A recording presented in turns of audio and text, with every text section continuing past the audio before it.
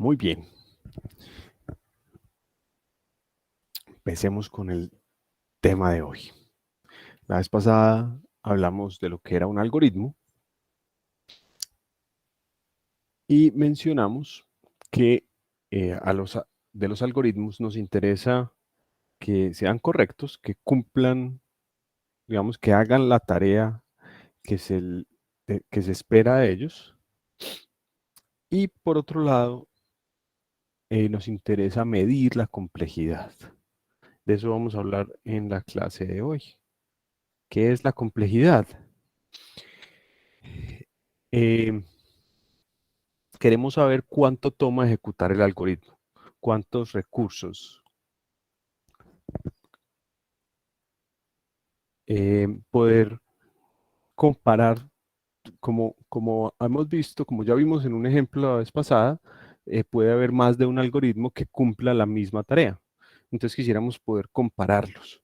Y ya con el algoritmo de Horner vimos que de cierta manera, desde cierto punto de vista, es más eficiente que el algoritmo más sencillo para evaluar polinomios.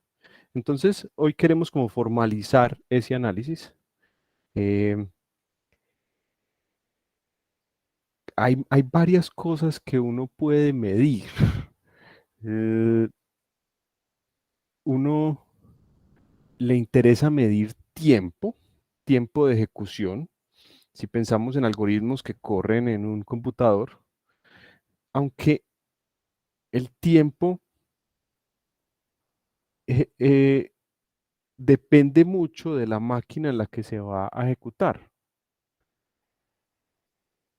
Entonces, eh, quizás no es la mejor medida eh, porque cambia mucho de dónde se ejecuta ese algoritmo. Una medida mucho más típica es el número de operaciones. Entonces uno identifica una o varias operaciones y que son, digamos, importantes y que son significativas en el procesamiento, en ese procesamiento, en ese algoritmo, que son las que más toman tiempo, y cuenta cuántas operaciones de esas se llevan a cabo. Por ejemplo, en el caso de la evaluación de polinomios, podrían ser las multiplicaciones y las sumas.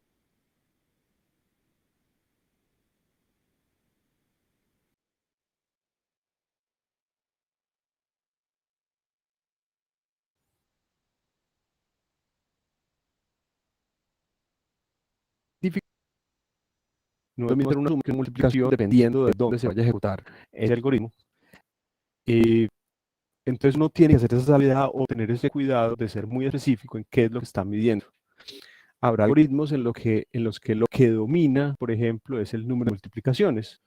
O podría ser que lo que domina es comparaciones. Es otra tarea típica. Comparar dos números es lo que domina. Entonces uno cuenta cuántas comparaciones se hacen. Eh, pero hay incluso sutilezas ahí grandísimas.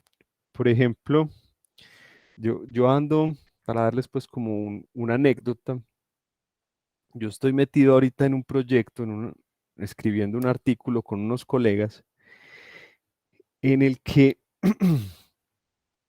lo que estamos discutiendo es cuánto cuesta el acceso a memoria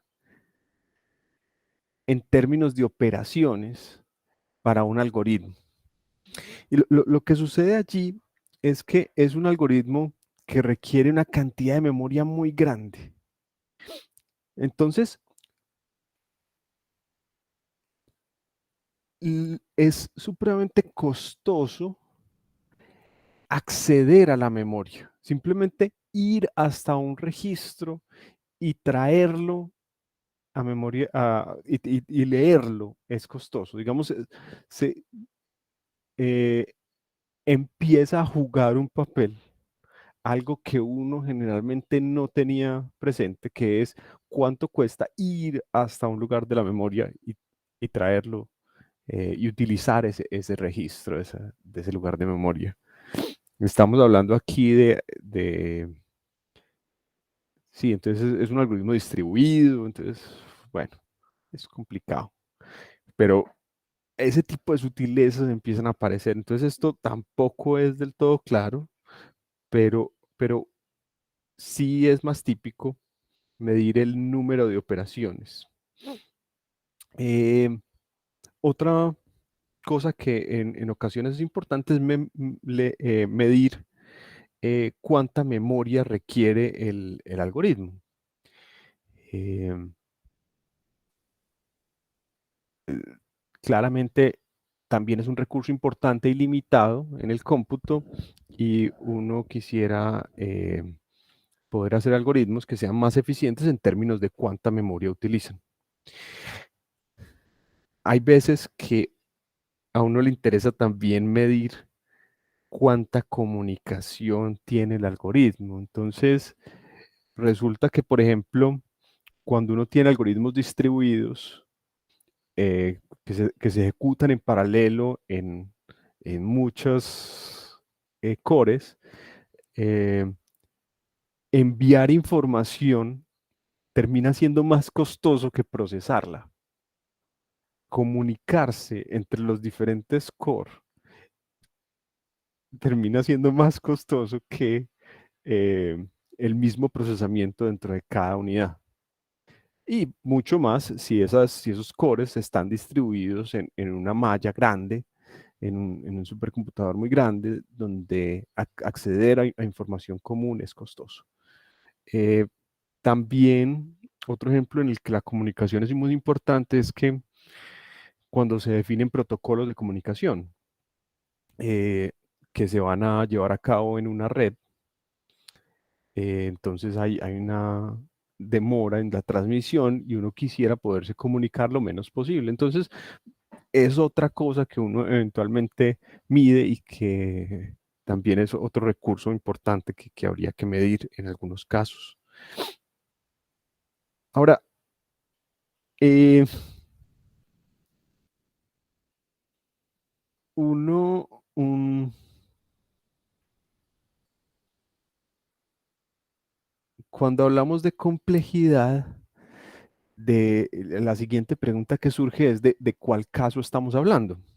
Pues resulta que ahorita la vez pasada vimos un algoritmo para evaluar un polinomio y evidentemente el algoritmo va a depender de la entrada. Puede ocurrir que haya entradas para las cuales el algoritmo sea más rápido que para otras. Entonces, ¿de cuál caso estamos hablando? ¿De cuál caso estamos hablando? Entonces, la complejidad no la vamos a poder medir como un número, simplemente, sino más bien como una función de, en términos de una variable o un parámetro que nos mide el tamaño de la entrada. Eso es lo primero. Tenemos que identificar algo, una variable que nos mide el tamaño de la entrada y lo que vamos a definir es una función que nos diga el tiempo de ejecución o el número de operaciones en términos de el tamaño de la entrada. Pero la pregunta es todavía más compleja porque incluso teniendo eso, puede haber diferentes casos dependiendo de la entrada. Puede haber entradas que son muy fáciles de computar y otras entradas que son muy difíciles de computar teniendo el mismo tamaño. El ejemplo típico es, digamos que yo quiero ordenar una lista. Si la lista que me entregan ya está ordenada, entonces no tengo que hacer nada. Mientras que si la lista está completamente desordenada, pues tengo que hacer muchos pasos. Entonces, lo que típicamente se hace, o una de las alternativas a esto es, mm, lo que establecemos es una cota superior a la complejidad. Miramos el peor de los casos y establecemos una cota superior, algo que nos diga, mire, este algoritmo a lo más toma tantas operaciones o tanta memoria o tanto tiempo. Entonces, típicamente lo que mediremos es, lo que estableceremos es una cota superior, es decir, estaremos mirando el peor de los casos. Pero esa no es la única alternativa. Hay algoritmos que nos interesa ver el caso promedio. ¿Por qué? Pues resulta que hay algoritmos que, que en el peor de los casos no son buenos, que son patéticos en el peor de los casos, pero que ese peor de los casos ocurre con una probabilidad muy bajita y que en general funcionan muy bien, son muy eficientes en promedio, pese a que en el peor de los casos no son buenos, porque ese caso extremo no se da con frecuencia. Entonces, a veces es una mejor medida tratar de medir el caso promedio. Eso no lo vamos a hacer aquí en estos días de clase, pero para que lo tengan en cuenta. Nos concentraremos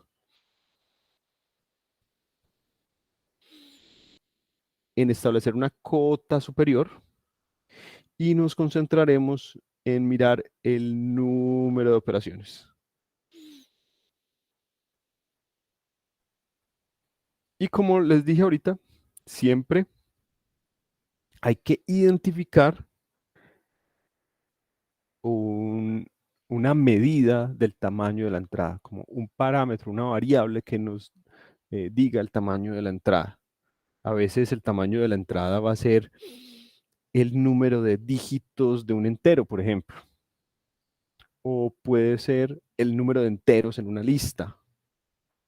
Eso va a depender del algoritmo, de qué manera queremos medir el, el tamaño de la entrada. Y es más o menos natural, ya verán que identificar eso es más o menos natural, pero obviamente cambia significativamente si uno está mirando el número de dígitos o el número de enteros. ¿Alguna pregunta ahí como sobre estas generalidades?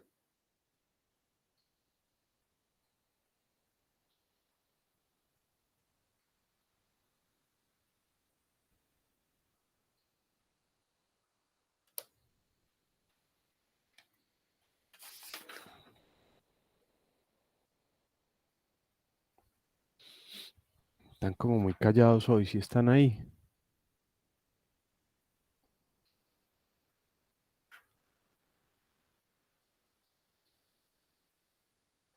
Bueno,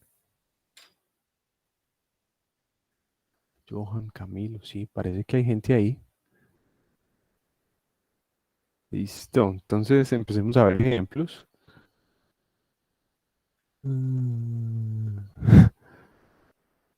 ¿Qué te pasó, Johan? No, pues ahorita.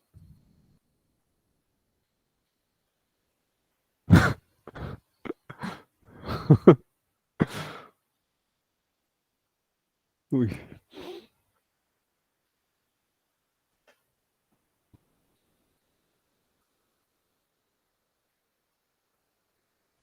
ok. Las maravillas de las clases virtuales que se pueden hacer hasta en un hospital.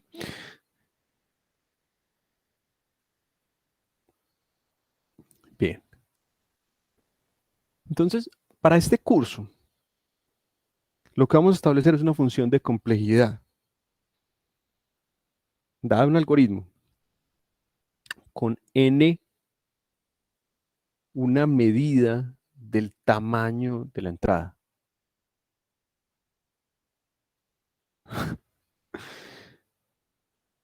Estableceremos una función f de los naturales en los reales,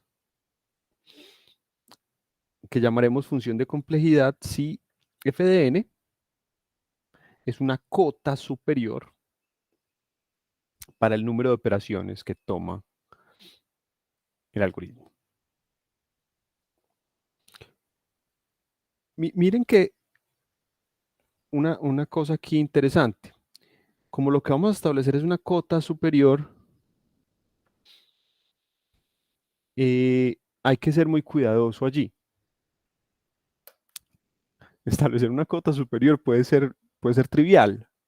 Uno escoge una función que crece rapidísimo mm, y ya tiene una cota superior. Pero obviamente lo que queremos es una cota superior ajustada. Es decir, que en el peor de los casos el algoritmo sí alcance esa cota superior o que esté realmente muy cerca.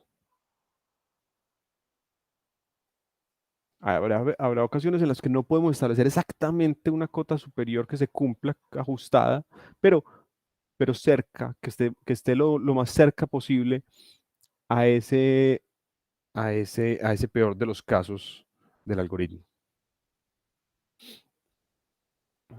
Un ejemplo aquí sencillito, la suma de dos enteros de n dígitos en notación decimal toma a lo más 2n menos 1 sumas de un dígito. Pues, ¿por qué? Recordemos, ¿cierto? Si uno está sumando dos números,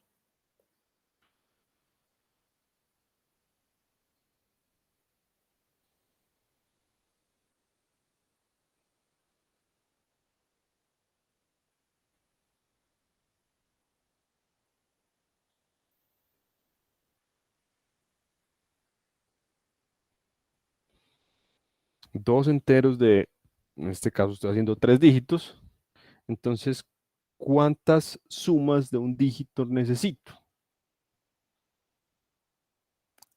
Entonces necesito una para sumar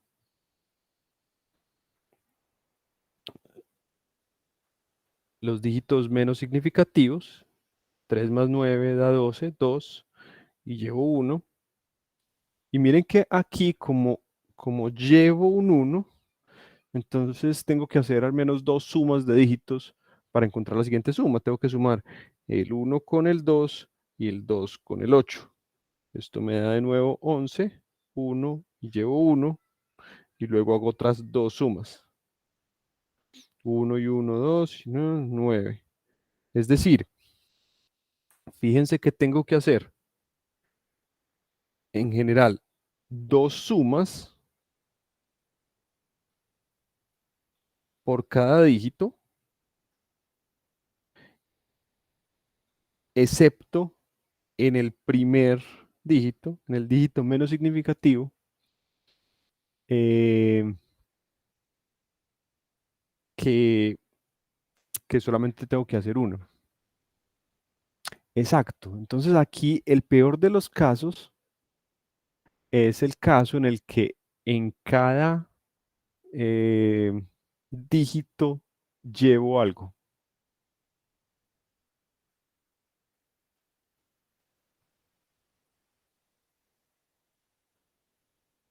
¿Están de acuerdo con ese 2n-1?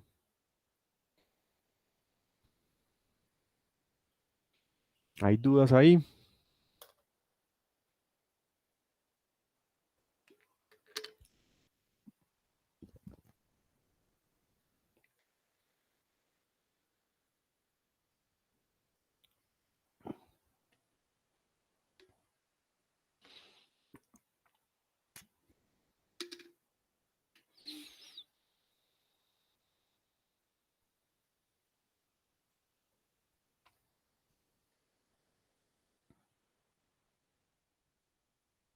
Bien.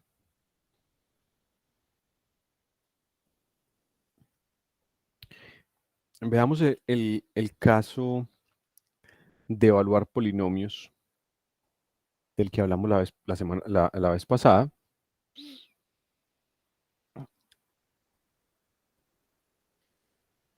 El primer algoritmo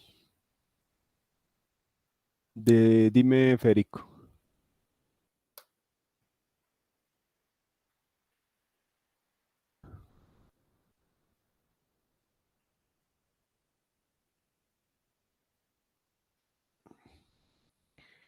¿por qué la función es de los naturales en los reales? Eh, bueno, la entrada el tamaño de la entrada la vamos a medir con un número natural.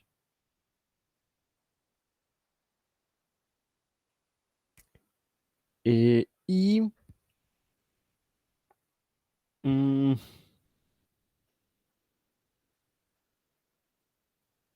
podría ser de los naturales en los enteros o de los naturales en los naturales. Me imagino que esa es la pregunta de Federico. Eh,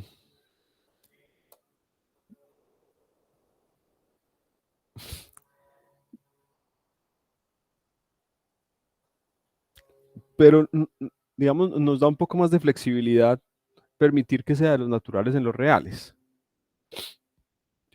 Por un lado, eh, porque lo que queremos es una cota superior, entonces podríamos estar por encima y nos da más flexibilidad estar en los reales. Por otro lado, esto nos va a permitir utilizar cosas del cálculo. Las funciones de los naturales son muy problemáticas. En cambio, cuando la imagen está en los reales, podemos utilizar mejor el cálculo. Es- no es que podamos tener un número pi de operaciones, pero sí podemos tener una cota superior que sea pi. Y digamos que esto nos deja cuando listos para el mundo más general. Digamos, cuando nos enfrentemos al caso promedio, si nos enfrentáramos al caso promedio, ahí sí definitivamente necesitamos reales. Em,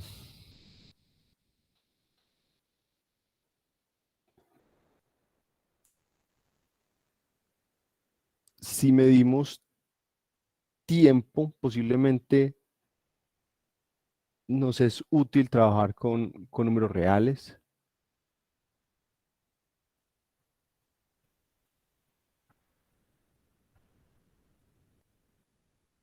Mm,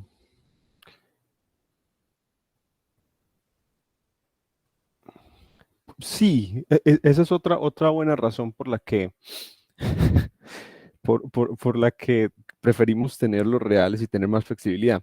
Entonces, ¿cuán- ¿cuántos, por ejemplo, otra medida típica que uno hace es, en lugar de medir tiempo, cuando uno hace complejidad en un computador moderno, uno quiere medir lo que llaman ciclos de reloj.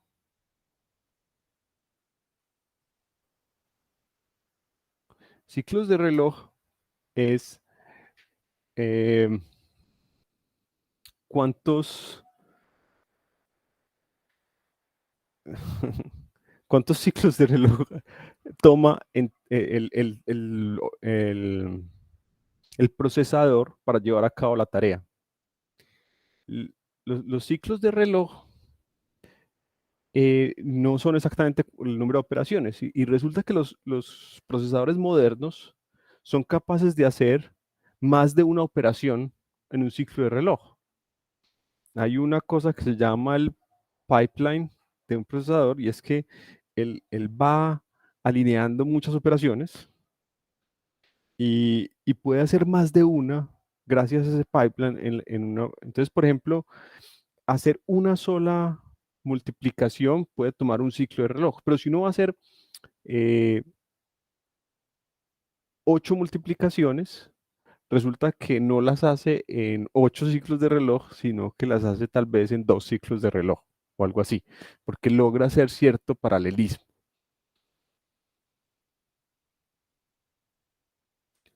Eh, entonces, de nuevo, puede ser que nuestra medida de ciclos de reloj sea em, de un número real y no un número entero. Pero tienen razón, o sea, en general, en la mayoría de los casos, lo que vamos a encontrar es un número entero, como la salida de la función, eh, pero van a ver que es conveniente que la función sea de los naturales en los reales.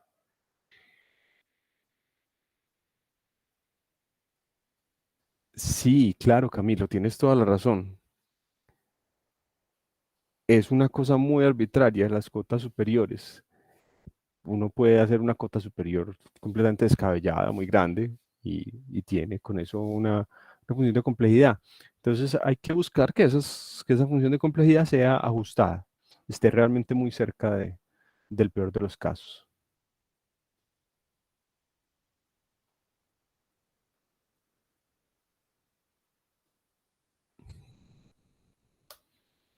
Pero entonces, en términos de objetos, los números n que toma esa función, ¿qué significan? Y las salidas fn, ¿qué simbolizan?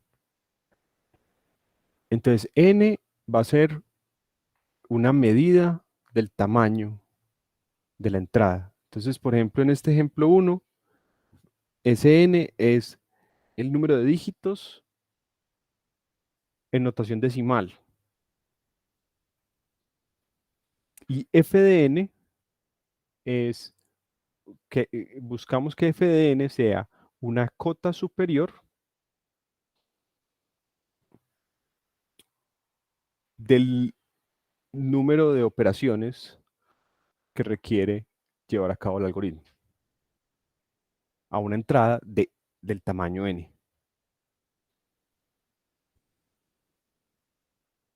Sí, Federico, ¿hace sentido? Excelente.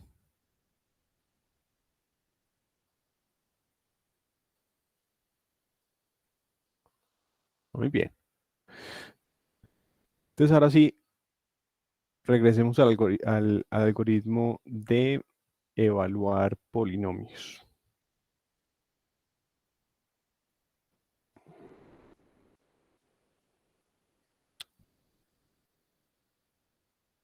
Evaluar polinomios. Lo teníamos por aquí. Entonces, consideremos el primero, el más sencillo, el naif. Entonces, eh, ¿cuál es una medida natural del tamaño de la entrada de este algoritmo?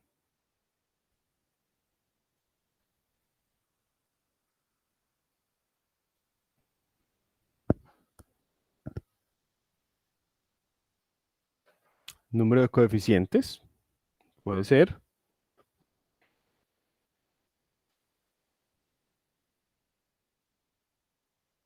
Yx. No entiendo, David, qué quiere decir con Yx.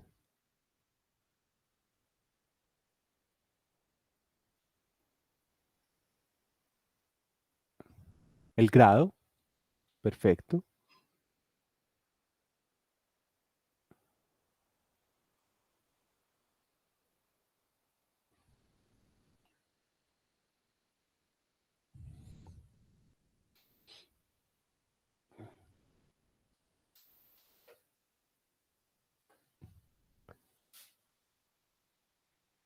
Uno podría hacer, pero el grado estaría implícito en los coeficientes, exacto. Es básicamente lo mismo.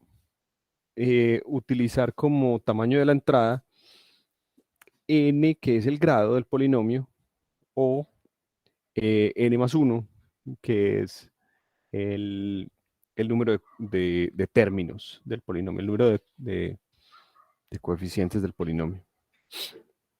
Entonces, cualquiera de las dos es una entrada razonable. Por simplicidad, yo voy a utilizar n, que es el grado, para no confundir más letras. Entonces, midamos el número de operaciones en términos de el grado del polinomio.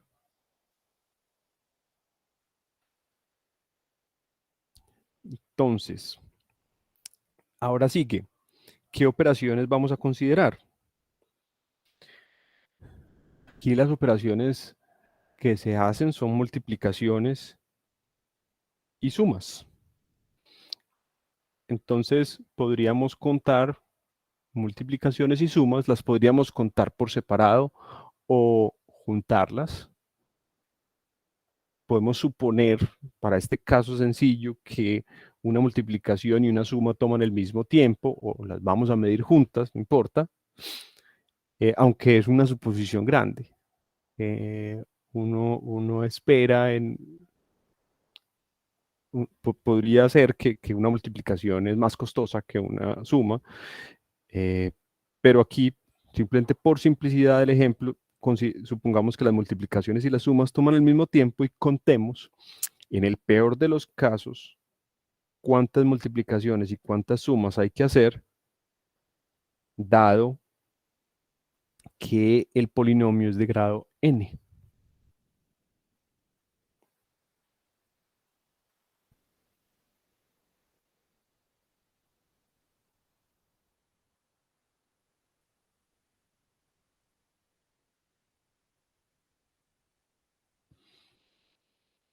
Empecemos por aquí. ¿Cuántas multiplicaciones se hacen en este primer paso?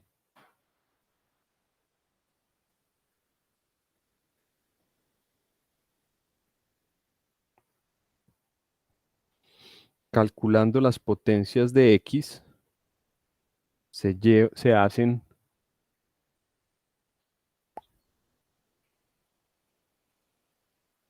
n multiplicaciones. ¿Están de acuerdo?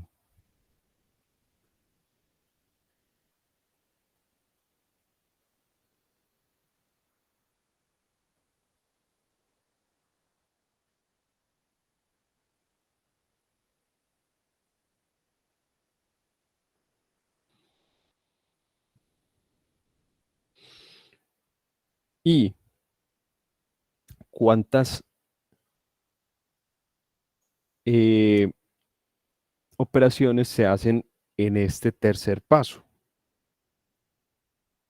Miren que este va desde 0 hasta n, es decir, que se hacen n más 1 sumas y n más 1 multiplicaciones.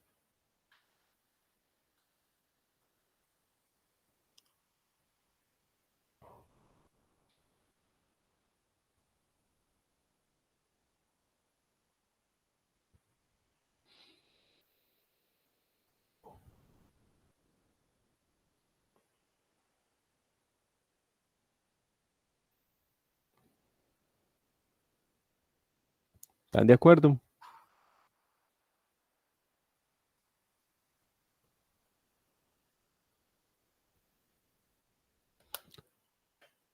X0 igual a 1. No entiendo si eso es una pregunta, Johan.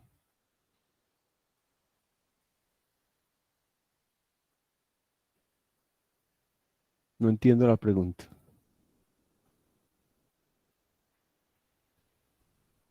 Me refiero a, o sea, en el segundo paso estamos sumando, estamos multiplicando los coeficientes por cada, cada potencia, por así decirlo. Y el primer coeficiente se tiene que multiplicar por uno, ¿cierto? no sé. X sub 1, ¿qué sería según el paso 2? Perdón, X sub 0.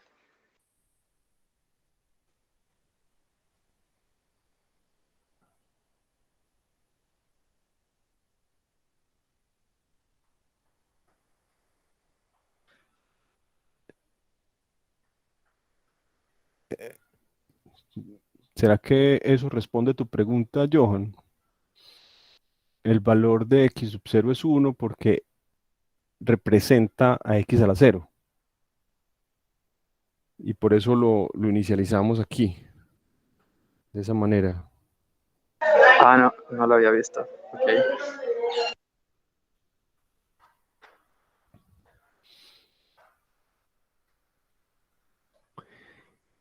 Ahora, eso me hace pensar que aquí sobran un par de operaciones, realmente. Uno no tiene que multiplicar 1 por x para saber que x1 es igual a x. Entonces sobraría, uno podría mejorar esto en una operación, bajarlo a n-1 multiplicaciones, esta parte de arriba, y en la parte de abajo, la primera suma sobra, porque uno sabe que cuando suma 0, pues da lo mismo, y la primera multiplicación sobra, porque uno sabe que está multiplicando por 1. O sea que uno podría bajar este de abajo a n multiplicaciones y n sumas. Sin embargo, ya veremos que eso no hace mayor diferencia. Y, y realmente no nos debemos quedar en esas minucias. Una multiplicación y una suma no hace mayor diferencia. Por ahora estoy analizando este algoritmo así como está escrito y la conclusión es que se requieren 2n más 1 multiplicaciones y n más 1 sumas. Correcto, Johan. Muy buena anotación. Puede ser que eso sea a costa de más memoria, aunque creo que no en este caso. Uno lo que haría es, sí, requeriría de pronto almacenar un elemento más, sí, tal vez.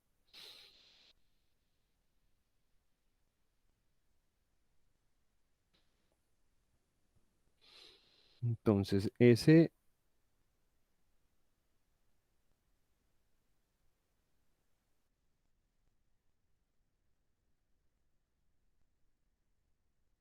par polinomio con n, el grado del polinomio, toma 2n más 1 multiplicaciones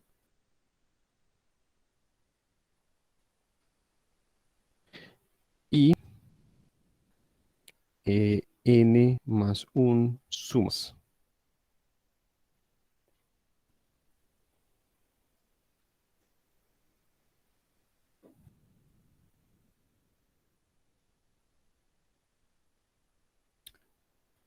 Federico dice si no sería n factorial. Regresemos al algoritmo. ¿Te refieres, Federico, en el primer ciclo?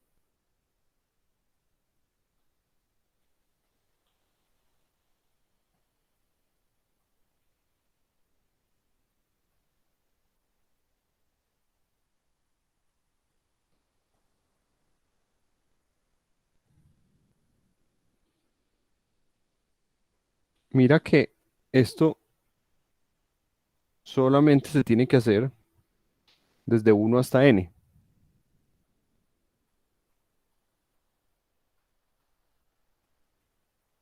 Ah, perfecto. Y los estoy almacenando en esas variables x sub i. Así que no los tengo que calcular muchas veces. Los calculo una sola vez y los almaceno.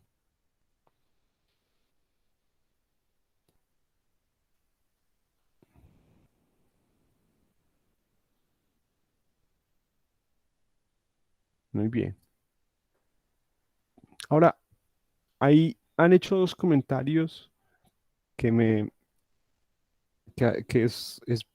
llevan a decir algo importante, y es que sí, en efecto, en muchos algoritmos uno puede encontrar un,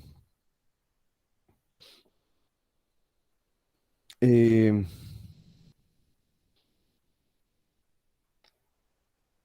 un balance entre memoria y, y número de operaciones. O sea, uno a veces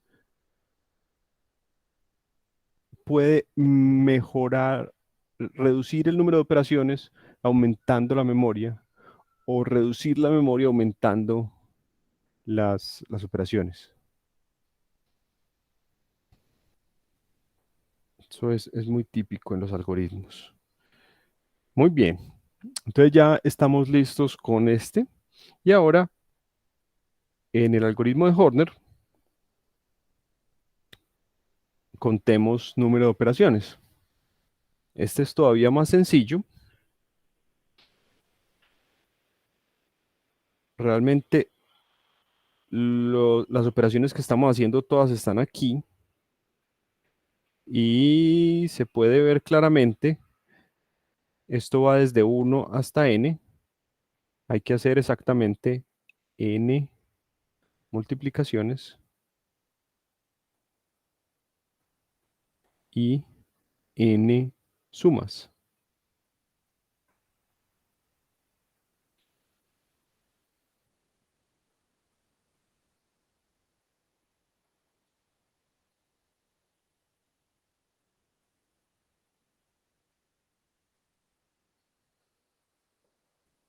Entonces tenemos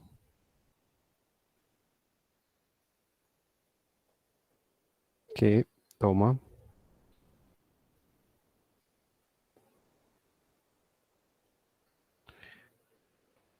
to- eh, n multiplicaciones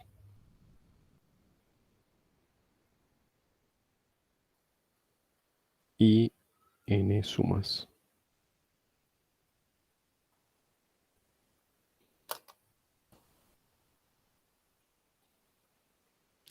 Camilo dice, pero el algoritmo más simple es donde se calculan n más n menos 1 más operaciones para hallar los x a la y. El algoritmo que se emplea para efectos prácticos es ese de Horner.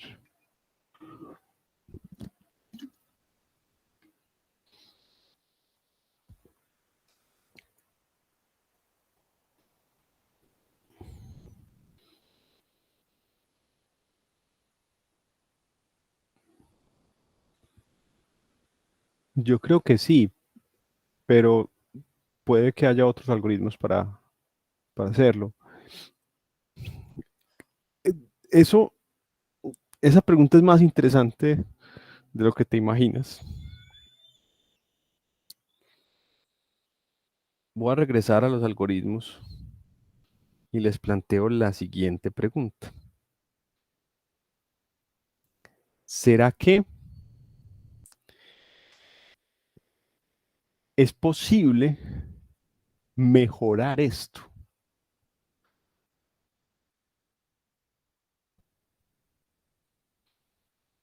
¿Será que es posible o será que esto es óptimo?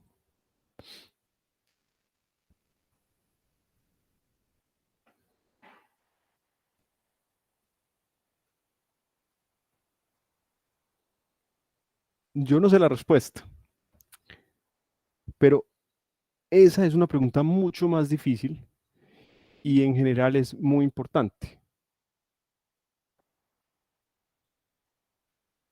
Hay maneras para ciertos problemas de establecer cotas inferiores para la complejidad.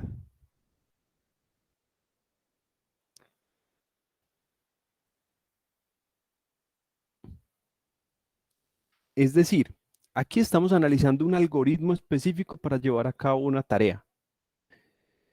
Los científicos de la computación se preguntan cuál es el mejor algoritmo para llevar a cabo una tarea. Esa tarea la llamamos un problema computacional. Y nos preguntamos cuál es una cota inferior para la complejidad de realizar esta tarea. Y hay maneras de eh, establecer cotas inferiores.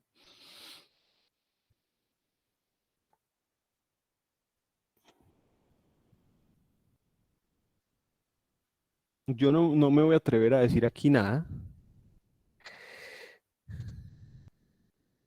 Lo único que voy a decir es que con seguridad estamos muy cerquita del, del óptimo.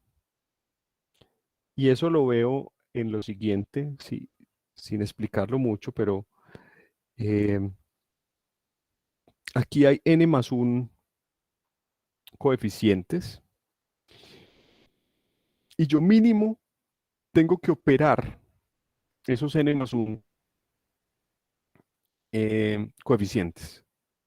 O sea, no va a ser viable bajar de n más 1 operaciones. Posiblemente n más 1 es una cota inferior, sin duda, para este problema. Eh, no necesariamente, como vimos más atrás, David dice, debería haber al menos n multiplicaciones para poder calcular x a la n. No necesariamente. Recuerden que hay maneras más eficientes de calcular x a la n.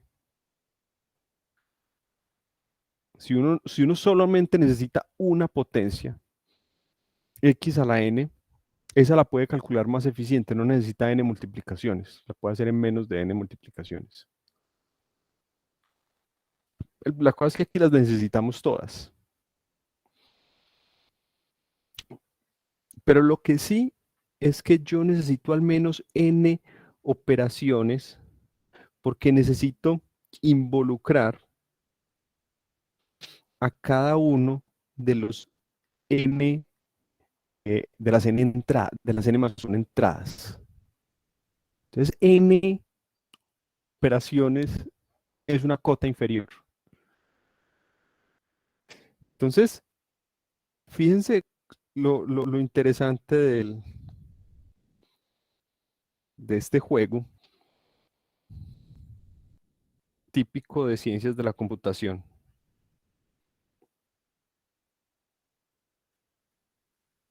Tenemos un problema.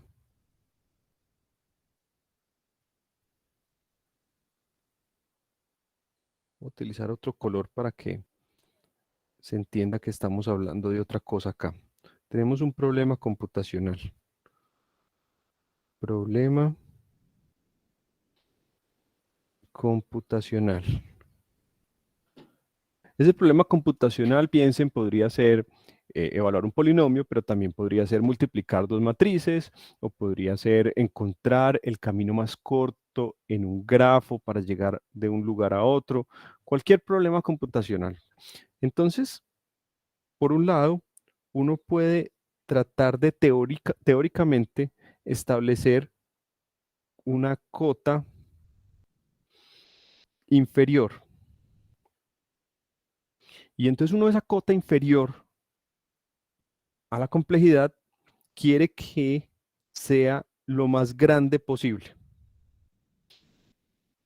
Por otro lado, desarrolla algoritmos.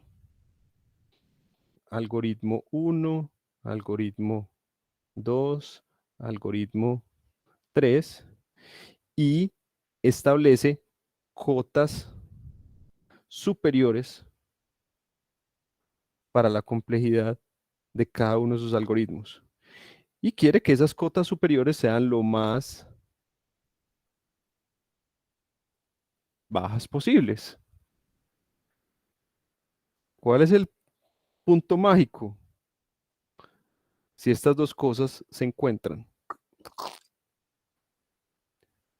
una cota inferior a la complejidad del problema con una cota superior a la complejidad del algoritmo. Eso quiere decir que el algoritmo es óptimo.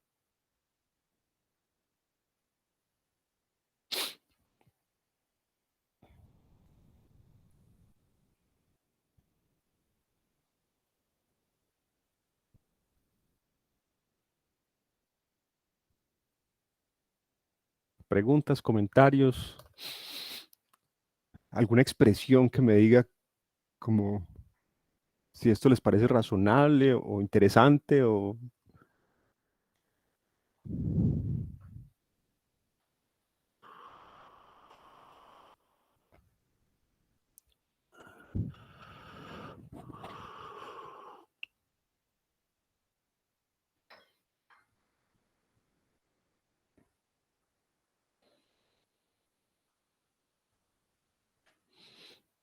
Bueno,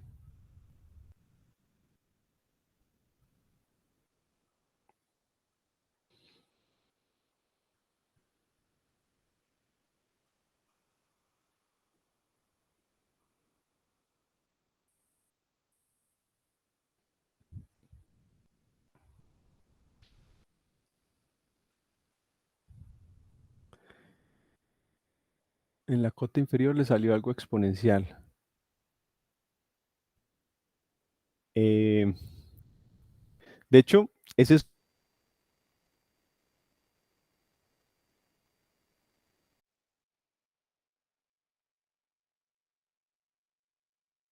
fotografía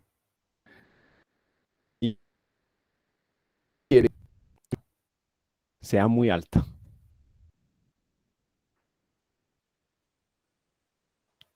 de manera que sea inviable eh, resolverlos. Entonces ese es otro juego desde el punto de vista de la seguridad. Uno quiere problemas que sean difíciles de resolver, que haya, que no haya algoritmos eficientes para resolverlos.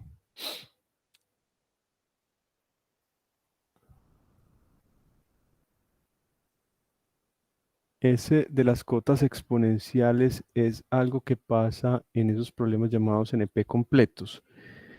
Sí, más o menos. Más o menos. Entonces, no sé si meterme en esto, pero voy a decir alguna cosa sobre NP completo porque es algo que van a encontrar por ahí. Entonces, hay una familia de problemas que se les llama NP completos.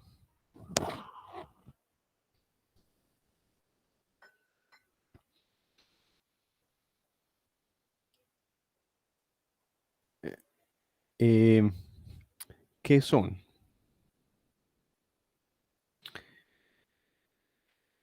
Es una clase de problemas. A ver si no meto yo las patas. Más abajo vamos a hablar de eso.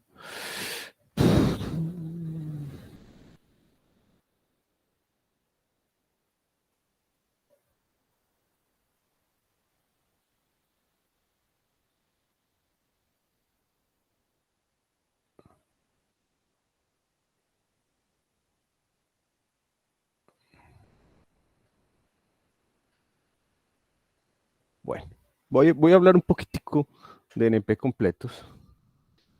Démosle 5 minutos a NP completos, que creo que no lo vamos a cubrir más adelante. Permítanme yo.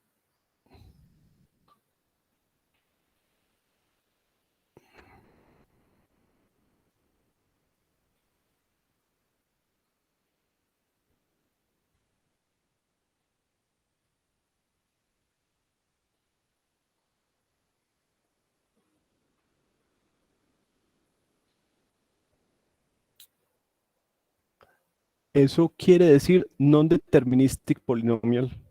Non-deterministic polynomial.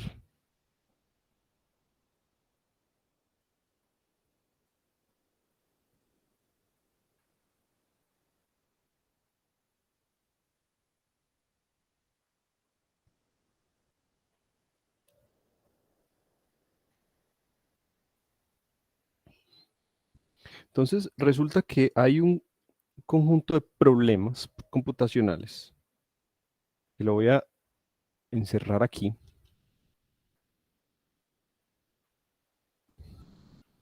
Bueno, estos son los NP completos.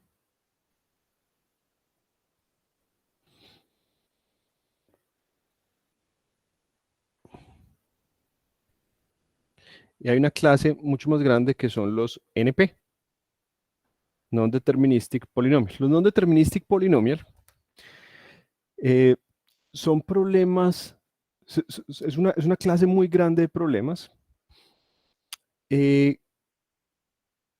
para los cuales es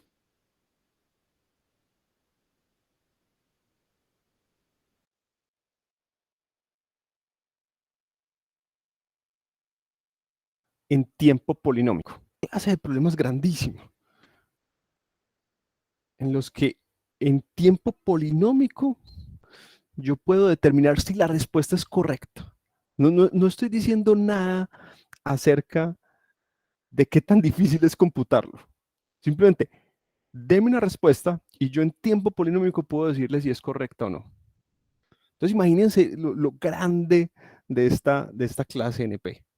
Pues resulta que hay una clasecita por aquí de problemas que llamamos NP completos, que si usted resuelve, si usted encuentra un algoritmo, no, que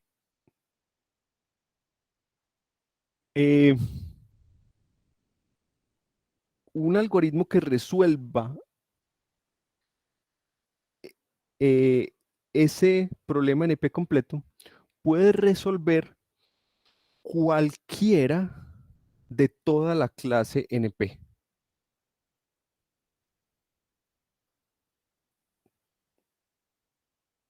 Entonces son como algoritmos muy generales que si tú tienes algo para resolver ese problema NP completo, lo puedes usar para resolver cualquier problema en NP.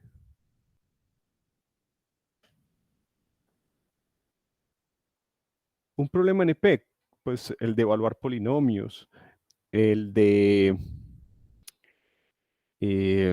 nada, calcular casi todo lo que te puedas imaginar está dentro de NP, porque en tiempo polinómico puedes verificar si la respuesta es correcta o no. Eh, hay cosas que son menos obvias que son NP. Por ejemplo, ¿cuál es un ejemplo de eso? Necesitamos como más.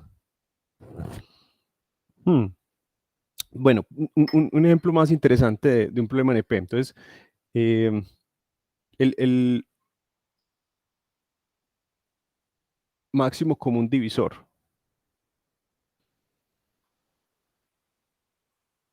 La, independientemente de cómo lo resuelvas, si tú me entregas el máximo común divisor,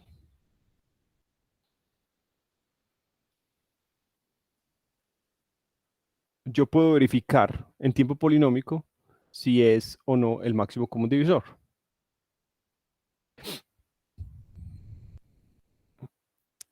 Entonces, esta clase de problemas aquí adentro es muy especial porque resolver uno de ellos, cualquiera de ellos, me permite resolver cualquiera de toda la clase NP. Entonces, ¿qué es lo que pasa?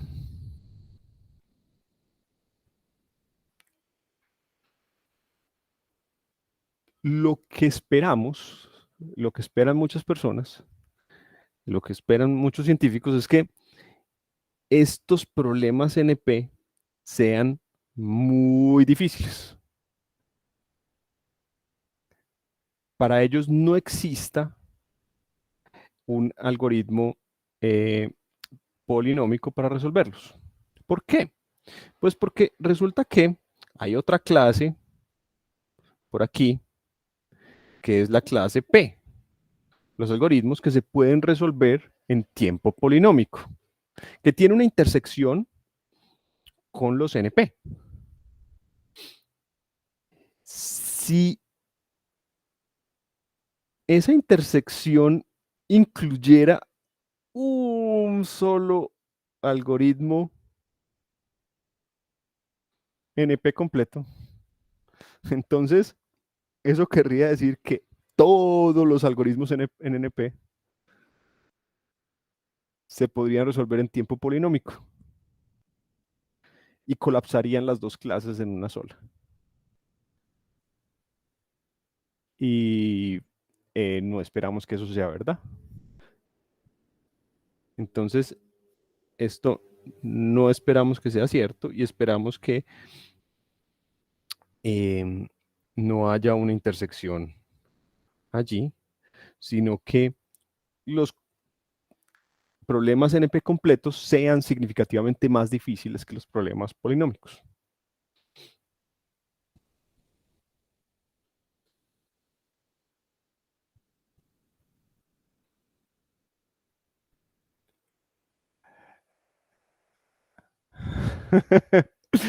NP diferente de P, exactamente. Entonces es una conjetura que no se ha podido demostrar, y es que NP es diferente de P. Y más interesante todavía, hoy nos estamos preguntando si NP es diferente de P incluso con computadores cuánticos, bajo el modelo de computación cuántica. También es una conjetura probar que bajo el modelo de computación cuántica, P es diferente de NP. Bueno, tengo un montón de cosas que cubrir hoy y me he distraído mucho. Hablemos de notación O grande.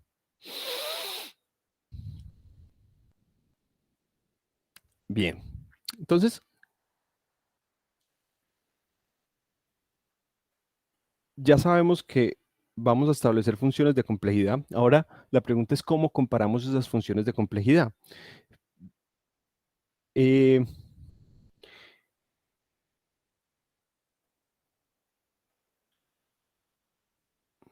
oh, oh. Denme un segundo, por favor. Se me está descargando esto. Ya. Listo. Entonces, si uno se imagina, estas son funciones em,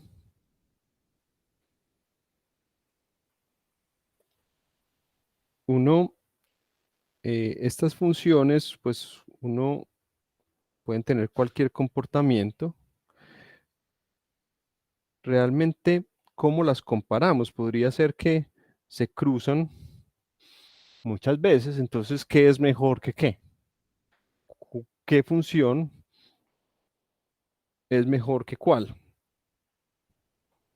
Eh, entonces, la manera que vamos a mirarlo es, realmente nos interesa el comportamiento a largo plazo, digamos, lo que llamamos como el comportamiento asintótico de la función. ¿Qué pasa para valores grandes de n? Y vamos a establecer algo de notación para ayudarnos con eso. Entonces, vamos a establecer la notación O grande. Sean f y g funciones de los naturales en los reales.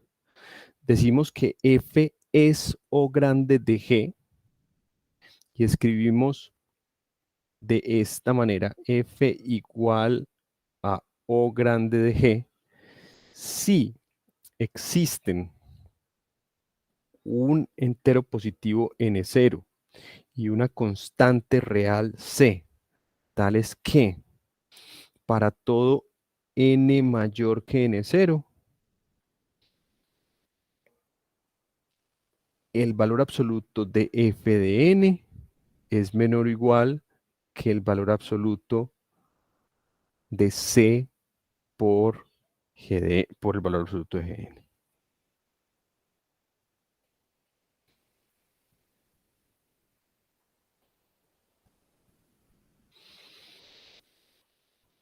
En otras palabras,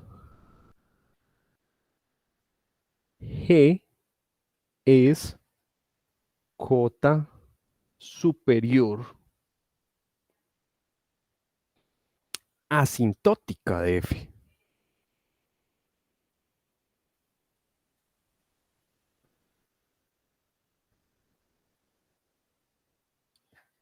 Para valores grandes de n, G acota superiormente a F.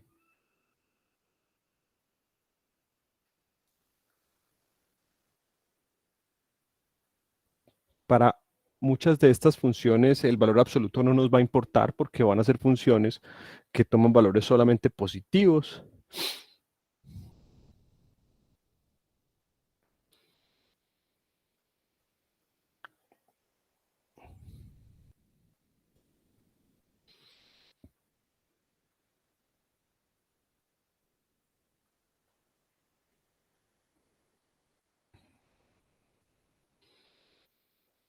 C no tiene que ser positivo. Sí, sí, sí. Yo creo que sí. Yo creo que sí, C debería ser positivo. Ah, sí, C debería ser positivo. Gracias.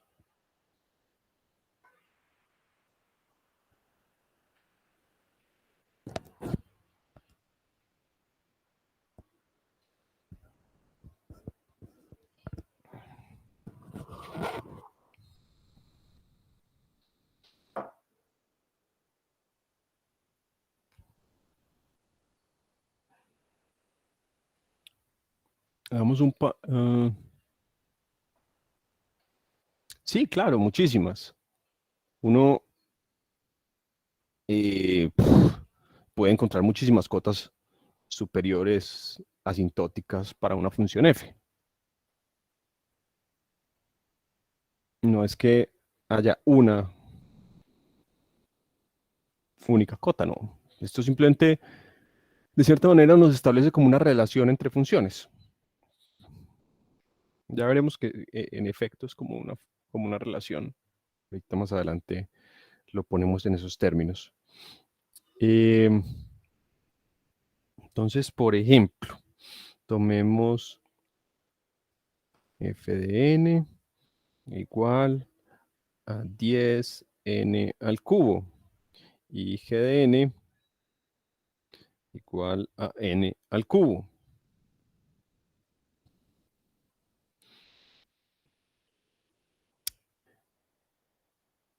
Pues es muy fácil ver que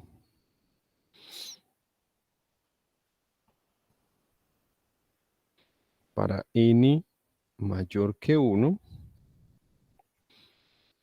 f de n es igual a 10n al cubo y eso es menor o igual que 10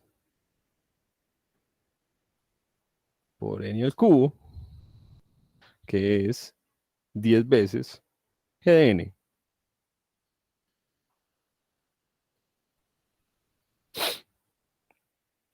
Entonces de ahí se concluye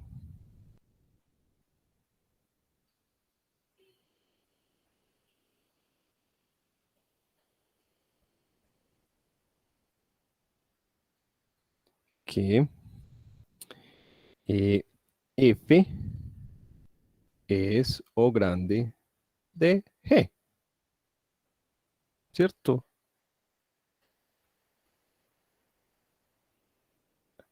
No necesariamente, Camilo. Aquí sí estamos hablando en términos matemáticos. Es una cota superior. No necesariamente tiene que ser ajustada. Aquí, una definición muy general. Eh, entonces, F está acotada superiormente por G, donde aquí la constante C fue 10. Miren que Y también es cierto, sí, Juan Pablo, que G es O grande de F. ¿Por qué? Pues también para n mayor que 1 se cumple que G de n, que es 10n al cubo, perdón, que es n al cubo, es eh, menor o igual que 10n al cubo, que es eh, una vez f de n. Entonces, G también es O grande de F. Entonces, en este caso, por ejemplo, tenemos que cada una acota a la otra.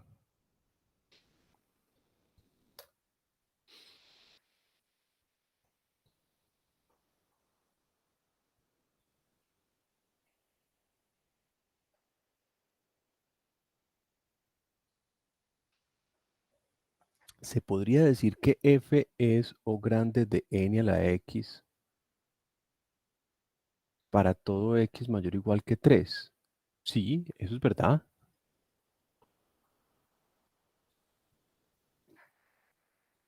Eso es verdad. Es acotada superiormente por cualquier potencia de n mayor o igual que 3. Sí, correcto.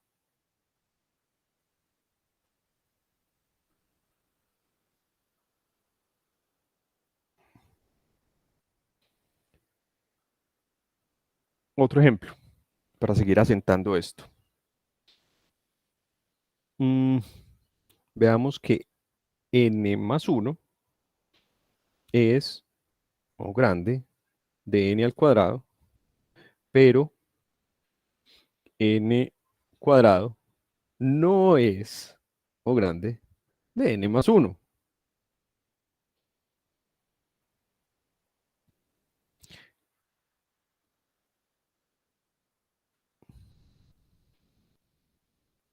¿Cómo acoto n más 1? A ver, muy fácil, con n cuadrado. Entonces, para n mayor que 1, n más 1 es menor o igual que n más n, que es 2n, y 2n es menor o igual que 2 por n al cuadrado. Y de ahí se sigue que n más 1 es O grande de n al cuadrado.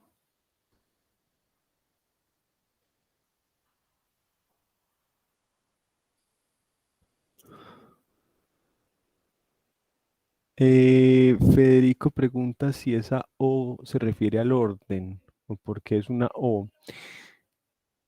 Yo creo que inicialmente sí debe tener una razón histórica de ese estilo, pero, pero ya hablaremos del orden con más precisión y no es exactamente esto.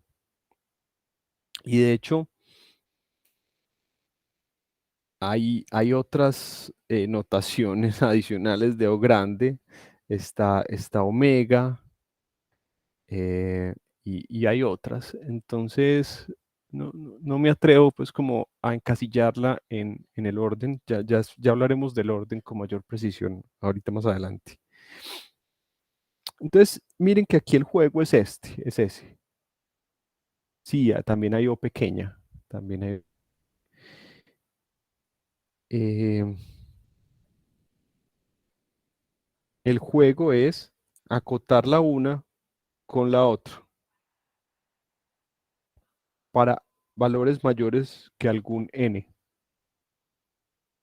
Y podemos introducir constantes. Tenemos la flexibilidad de introducir constantes.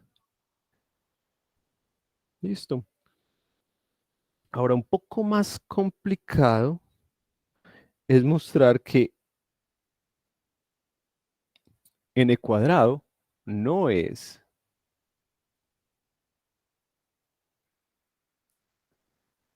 O grande de n más 1. Sí, Por contradicción, exactamente. Generalmente se prueba por contradicción. ¿Cómo pruebo que n cuadrado no está acotada superiormente por n más 1? Pues lo supongo y encuentro una contradicción. Entonces, por contradicción,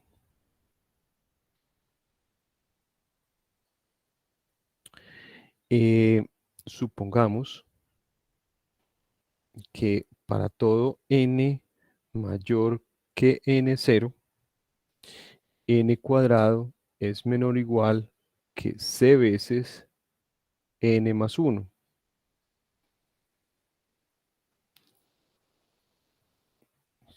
Y busquemos una contradicción. Pues resulta que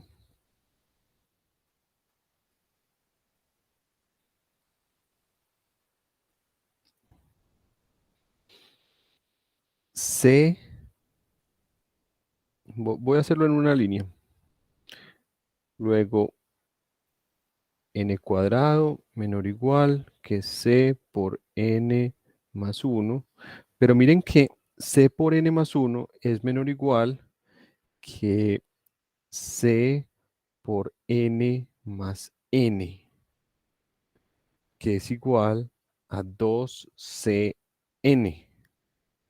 Y tenemos aquí que n cuadrado menor o igual que 2cn. Y como n es positiva, yo puedo cancelar n sin que cambie el sentido de la desigualdad, ¿cierto? Yo puedo dividir por n a ambos lados. Entonces me queda que n es menor o igual que 2c. Y eso puede ocurrir.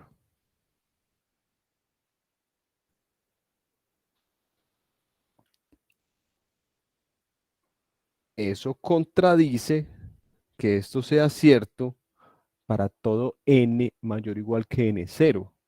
No es posible que n sea menor o igual que una constante si esto es cierto para todo n.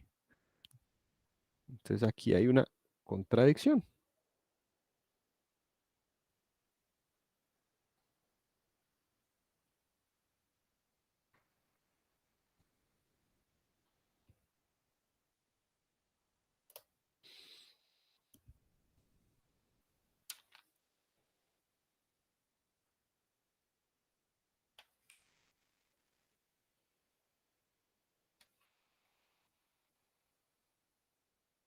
Comentarios, preguntas.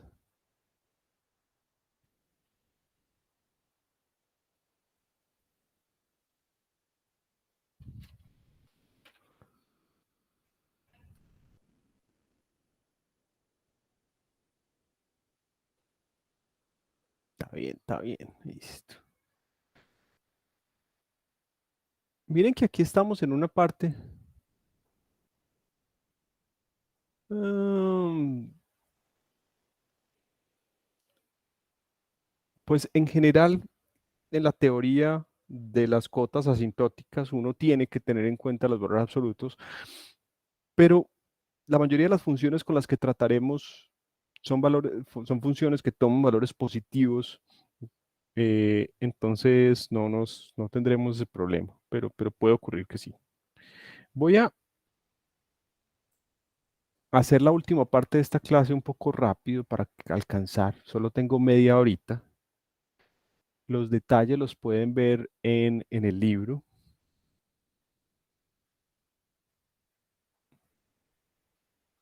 Exacto, exacto, Camilo. Entonces, hay toda una teoría con estas cotas asintóticas. Uno puede establecer propiedades. Por ejemplo, aquí hay dos propiedades. Supongamos que fg, f1 y g1 son funciones de los naturales en los reales.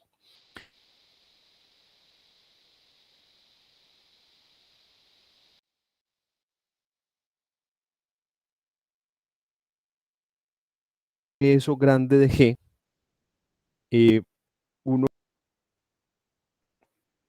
f más g sigue siendo O grande de g. Chévere. Y eso se puede demostrar. Otra cosa, si f es o grande de f1 y g es o grande de g1, entonces hay una propiedad como multiplicativa. Uno puede multiplicar f con g y eso va a ser o grande de f1 por g1. Chévere. Y son operaciones que nos van a simplificar la comparación entre funciones. La demostración la voy a dejar para que la vean en el libro.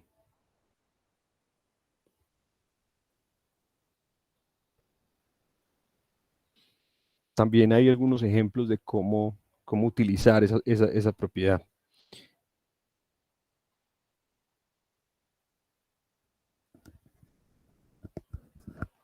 ¿Hacia dónde vamos?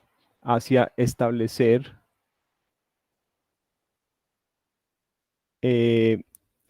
una relación entre funciones. Entonces, vamos a establecer la siguiente notación. Para f y g, funciones de los naturales o los reales, decimos que f tiene orden menor que g. Aquí es orden estrictamente menor. Y escribimos con este simbolito, si f es o grande de g y g no es o grande de f. Es decir, si f es estrictamente acotada por g. Orden menor que g. Ahora, en el caso de que f sea del orden de g, perdón, en el caso de que f sea o grande de g y g sea o grande de f, decimos que f y g tienen el mismo orden. Y en ese caso escribiremos como f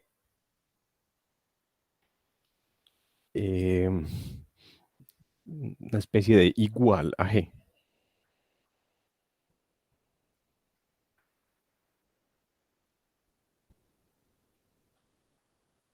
Por ejemplo, uno puede probar que n factorial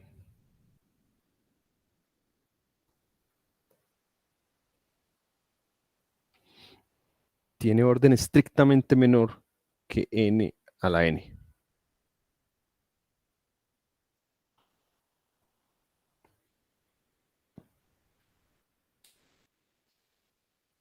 Mm, difícil. Se los dejo para que lo revisen o lo intenten ustedes mismos. ¿Y qué es lo bacano de esto? Que esta relación va a ser una relación de equivalencia. Y lo que nos va a hacer es partir ese conjunto de todas las funciones en clases de equivalencia que para nosotros van a ser, nos van a permitir como segmentar el mundo de las funciones, ese universo de funciones, y compararlas, esas clases, las unas con las otras, para establecer una jerarquía. Entonces, esto va a ser un orden parcial. Entre las clases de equivalencia, una especie de orden parcial. Entonces uno puede establecer una especie de jerarquía entre las funciones. Hacia allá vamos. Para los que han visto cálculo y o análisis, uno puede ayudarse de los límites para establecer el orden, para establecer la relación entre las funciones con esta proposición. Si el límite, cuando n tiende a infinito, del cociente entre f y g es 0, eso quiere decir que f está creciendo más rápido. Perdón, que f está creciendo más despacio que g. y se puede probar que eso implica que f tiene orden menor que g. Por otro lado, si ese límite da infinito, es que f está creciendo más rápido y obtenemos lo contrario, que g tiene orden menor que f. Y si el límite es una constante real, diferente de cero, eso nos está diciendo que las dos funciones están creciendo más o menos al mismo ritmo, y de ahí se sigue que f y g tienen el mismo orden.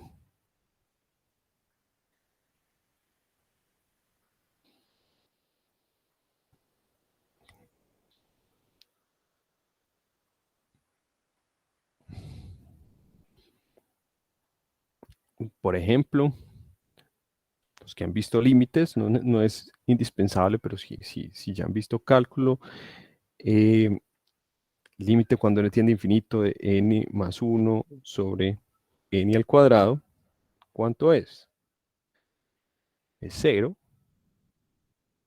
no es difícil de demostrar, y de ahí se sigue que n más 1 tiene orden menor que n al cuadrado.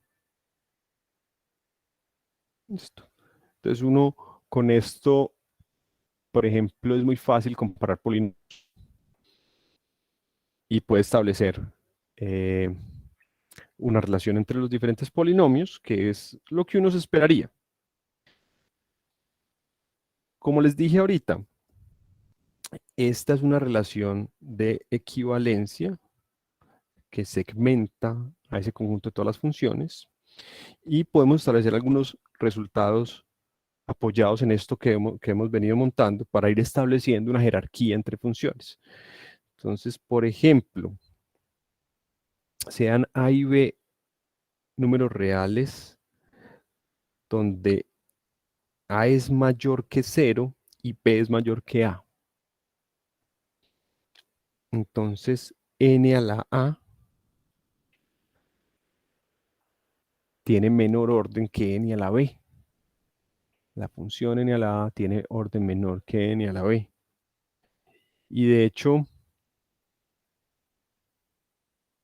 con esto, uno puede establecer la relación entre cualquier par de polinomios.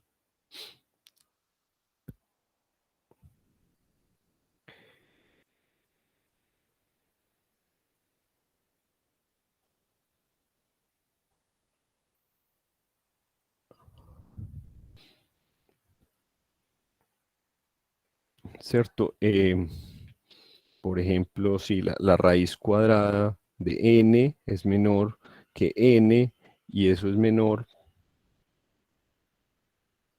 tiene orden, la raíz de n, la raíz cuadrada de n tiene orden menor que la raíz que n, y tiene orden menor que n al cuadrado, que tiene orden menor que n al cubo, etcétera, etcétera, etcétera.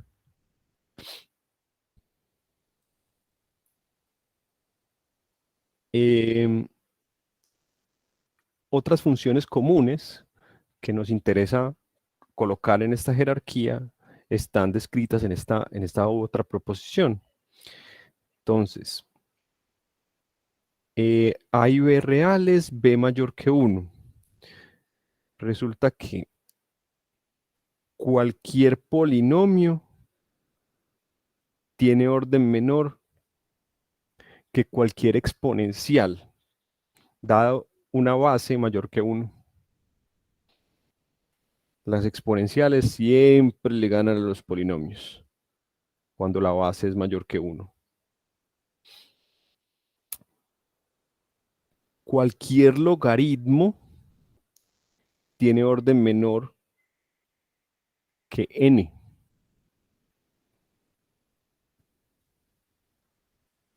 N factorial tiene orden menor que n a la n.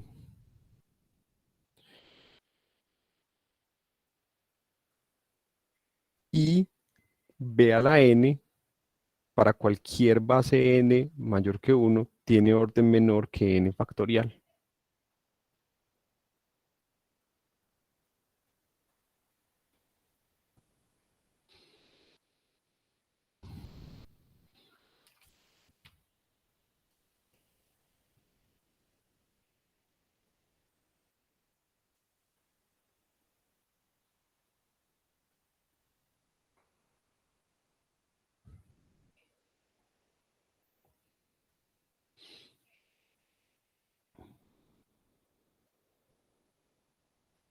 Entonces,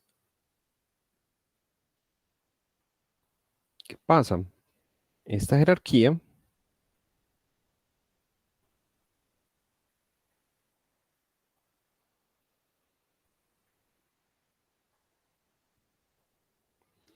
la vamos a usar para, volviendo al problema de la complejidad, esta jerarquía entre funciones es lo que usaremos para comparar la complejidad entre algoritmos.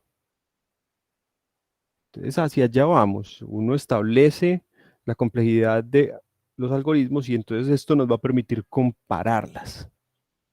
Si tienen el mismo orden o si tienen un orden menor que el otro. Y preferimos, obviamente, algoritmos que utilizan menos recursos, o sea, que tienen orden menor. Diremos que un algoritmo es lineal si su función de complejidad es una función lineal. Diremos que es cuadrático si es cuadrático. En general diremos que es polinómico si su función de complejidad es polinómica. Es logarítmica si la función es logarítmica, diremos que es exponencial si la función es exponencial.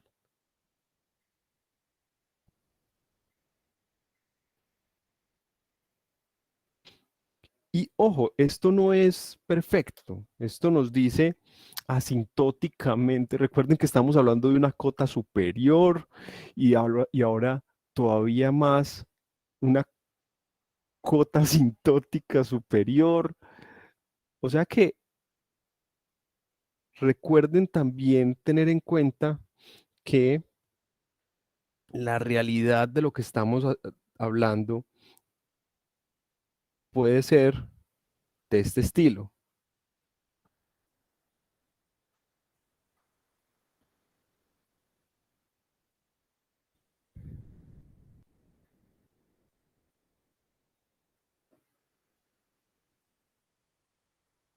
Decimos, por ejemplo, aquí, supongamos que estos son dos algoritmos. Digamos que el azul es F y el rojo G. Puede que asintóticamente G sea más eficiente que F. Pero eso no quiere decir que para todas las entradas, para todos los tamaños de entrada, eso sea cierto, ni para todas las entradas posibles. Estamos hablando de cotas superiores y estamos hablando de una comparación asintótica y estamos introduciendo constantes. Ah, hay de todo allí.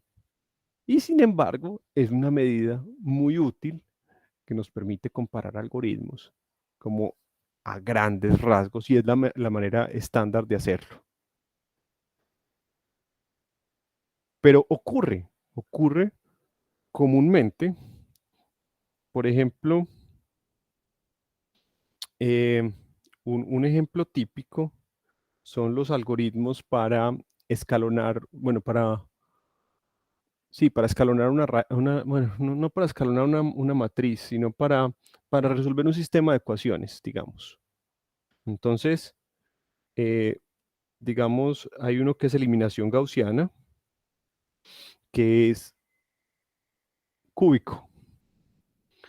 Eso se mejoró y está el algoritmo de Stranzen, que es como del orden de n a la 2.8 algo. Ahora, Stranzen tiene unas constantes más grandes que Gauss. Entonces, si uno va a resolver un sistema pequeño, Gauss es más eficiente que Stranzen. Pero para matrices grandes, Stranzen es mejor. Y hay algoritmos más rápidos todavía. Entonces hay uno que es para matrices, bueno, no voy a ser del todo preciso aquí, pero hay unos que son del orden de n a la 2.32 o algo así. Eso parece como la locura, súper eficiente, pero resulta que tiene unas constantes gigantes y solo para matrices muy, muy, muy, muy grandes realmente es, es mejor que, que Stranzen.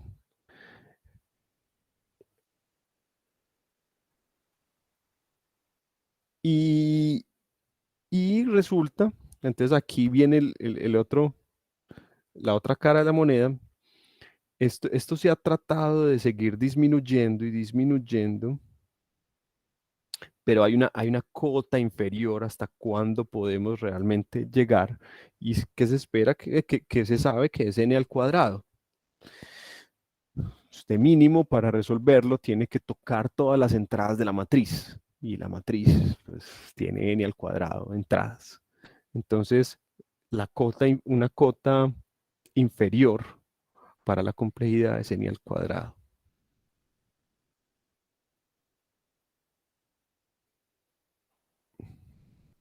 Pronto alcanzamos a hacer un ejemplito.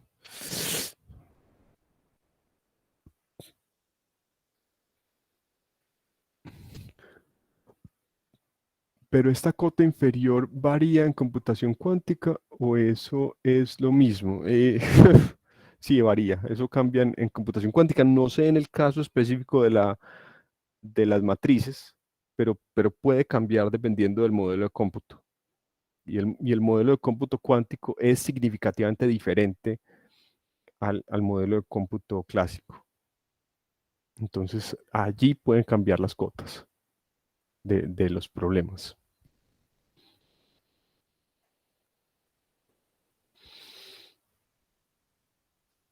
Supongamos que uno tiene m enteros de n dígitos y los quiere sumar, utilizando la suma que nos enseñaron en el colegio. Eh, ¿Cuál es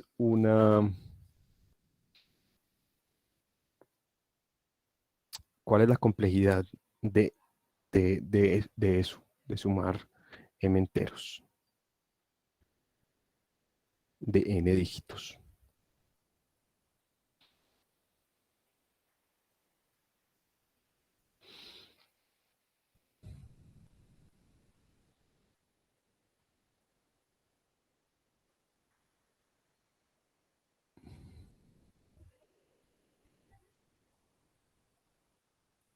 Mm, m por 2n menos 1. A mí me da un poco más que eso. Veamos. Entonces, supongamos que uno tiene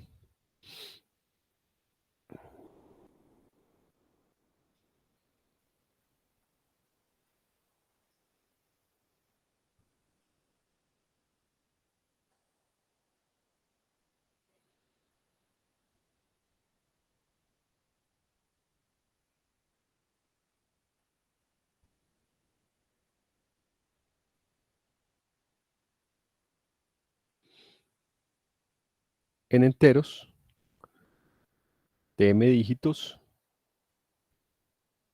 y los quiere sumar. Entonces, uno ¿qué hace? Pues suma 2 a 2, suma los dos primeros. Vamos a suponer algo muy sencillo y es suma los dos primeros y al resultado le suma el tercero y al resultado le suma el cuarto y así voy sumando hasta que los sume todos. Entonces, ¿cuántas operaciones toma sumar los dos primeros? Sumar los dos primeros,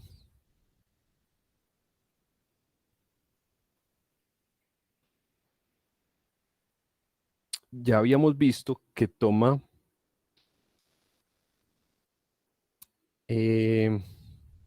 ¿cuántas sumas de un dígito? Dijimos que eran dos. Ay, perdón, estoy confundiendo aquí las letras. Sí, sí, sí. Tengo trocadas las letras, perdón. Esto es n porque estamos hablando de n dígitos. Esto es m. Esto es m. Y aquí es mn. Entonces ahora sí, esto es 2n menos 1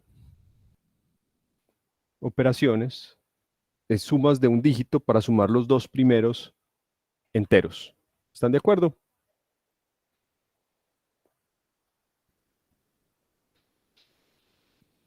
¿Y cuál es el resultado de esa suma? Es un nuevo entero que llamémoslo, bueno, es un nuevo entero, el resultado es un entero, pero ¿cuántos dígitos tiene ese nuevo entero?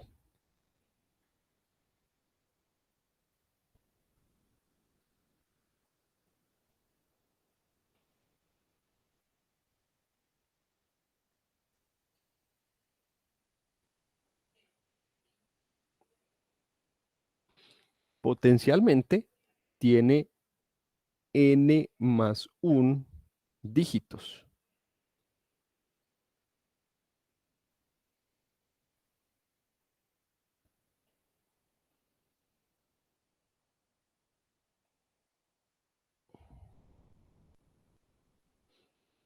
Entonces ahora para sumarlo con el siguiente, tengo que hacer una suma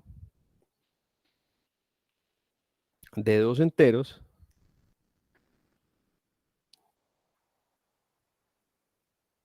pero permítanme asumir que son enteros de n más 1 dígitos. Entonces la siguiente suma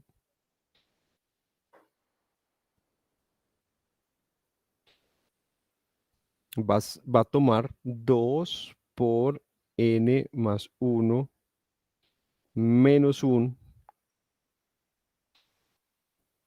sumas de un dígito.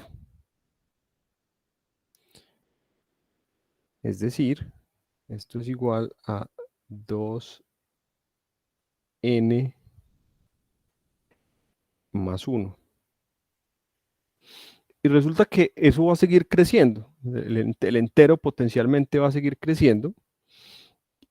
Y al final, el número de operaciones va a ser 2n menos 1 más 2n más 1 más 2n más 3. Y así sucesivamente. En total debería haber eh,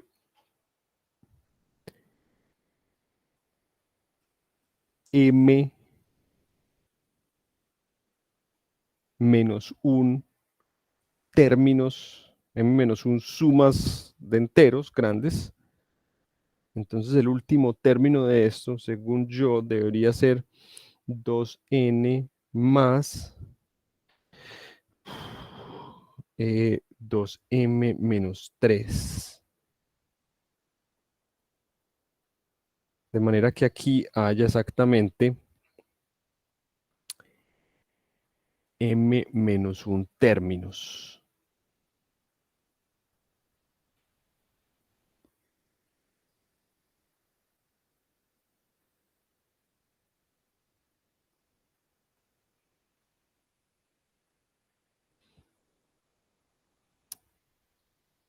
Y uno puede simplificar esa suma haciéndolo con cuidado.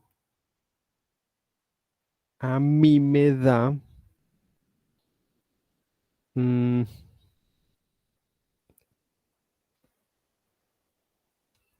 m menos 1 por 2n más m menos 3.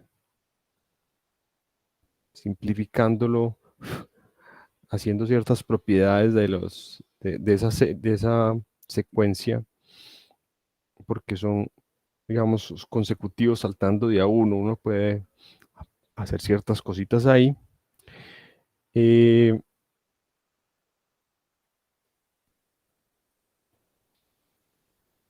Y bueno, esto me da una idea de la complejidad.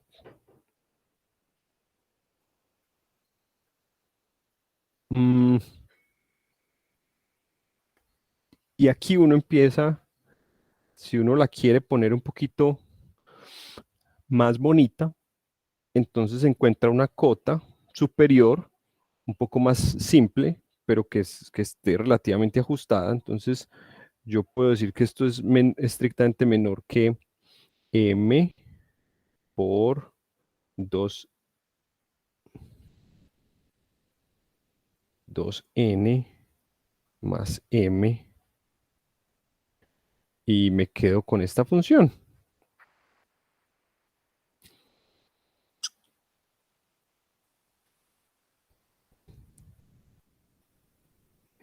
Si, si m fuera igual a n, entonces uno estaría hablando aquí de un algoritmo cuadrático en el número de dígitos y de enteros.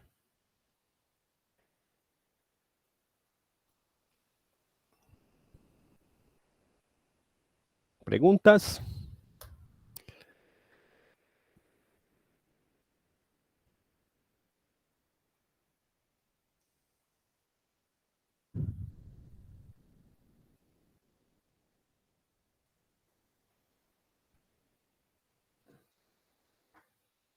Quizás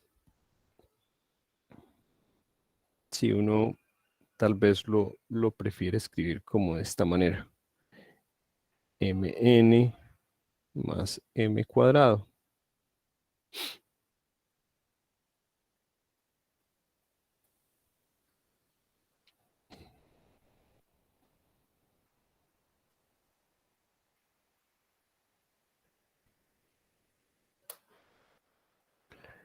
Bueno,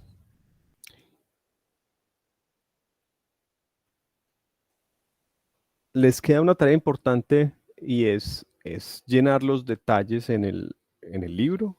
Hay varios ejemplos adicionales. Eh, yo no cubrí cada detalle, así que les recomiendo que vayan y miren otros ejemplos. Y en la tarea vamos a profundizar también en esto. Entonces, por ejemplo, está el ejemplo de elevar un número a una potencia n. Ese es un ejemplo que vamos a profundizar en la tarea de esta semana.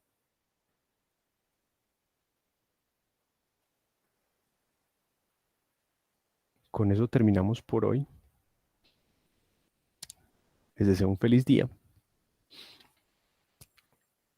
y nos vemos la próxima semana.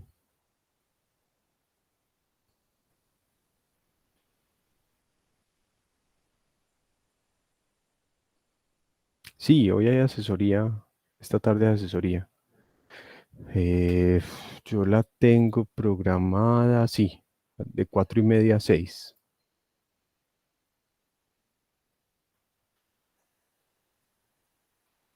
Hasta luego, Omar, hasta luego, Edwin, que estén muy bien.